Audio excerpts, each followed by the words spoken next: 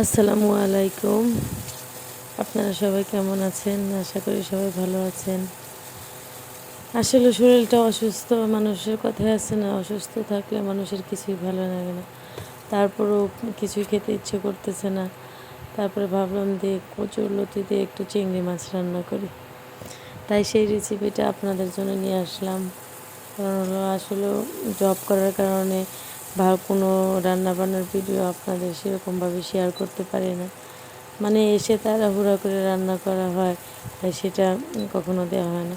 আর ছুটির দিনে একটু ভিডিও করে দেবো, তাই এমন জ্বর কাশি কি বলবো। সবাই দোয়া করবেন যেন তাড়াতাড়ি সুস্থ হয়ে যায়।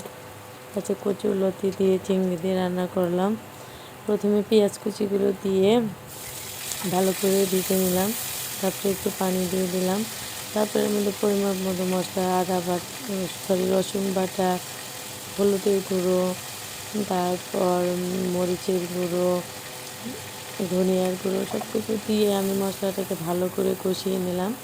কষিয়ে নেওয়ার পর তারপরে ভালো করে আগে কষাবো। কিছুক্ষণ কষাবার পর এখানে আমি চিংড়ি মাছ লবণ দিয়ে দিলাম। চিংড়ি মাছ দিয়ে দেবো এখন। চিংড়ি মাছ কেটে রেখেছিলাম, চিংড়ি মাছগুলো দিয়ে দিলাম।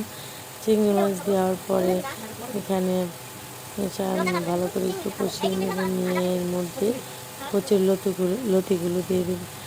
আসলেও মানে শরীরটা এত খারাপ, মানে কোনো কিছুই করতে ভালো লাগতেছে না। তার ভিতরে ঠান্ডা লেগে গেছে, গলা ব্যথা।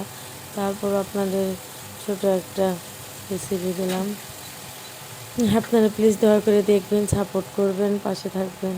এখন কচুর লতিগুলো দিয়ে দিলাম, দিয়ে ভালো করে কষিয়ে তারপর নেব।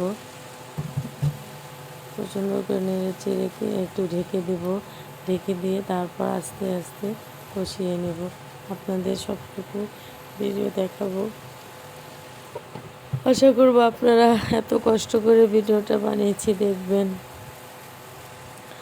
কারণ আসলে কি মানে আমার এই ভিডিও করার শখ বলেন, ইচ্ছে বলেন, এগুলো সব কিছু হলো আমার নিজের ইচ্ছে। আমি জব করার আগে থেকে আমার খুব ইচ্ছে ছিল যে আমি ইউটিউবে বা ফেসবুকে কিছু একটা কাজ করব। সেই ইচ্ছে থেকে আসলে এটা করা। এখন আপনারা যদি ভিডিও না দেখেন, সাপোর্ট না করেন, তাহলে তো সম্ভব না। আপনারাই হলেন সব কিছুর ভরসা, আপনারাই পারেন এগিয়ে নিয়ে যেতে, আপনারাই পারেন পিছিয়ে দিতে। দেখেন আমার কচুরলতি প্রায় হয়ে গেছে, এখনও আর একটু হবে, কারণ আমি এটা মানে কোনো ঝোল রাখতে চাচ্ছি না, কষা কষা করে ফেলতে চাচ্ছি। দেখেন হয়ে গেছে আমার কচুরলতিটা। এখন আমি আজকে এটা দিয়ে ভাত খাওয়ার ট্রাই করবো। আসলেও কিছুই খেতে ইচ্ছে করতেছে না, যাই রান্না করি মানে তেল তেল বেশি লাগে।